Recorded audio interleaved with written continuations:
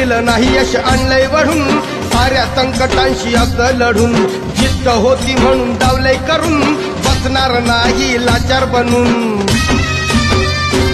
येत नव्हतं चाला या चढावरून आता तू चालणार गडावरून कुबड्यावाल्यांची नव्हती नुसतीच हुल कुबड्यावाल्यांची नव्हती नुसतीच हुल आम्ही ठरलोय यात सक्सेसफुल आम्ही ठरलोय यात सक्सेसफुल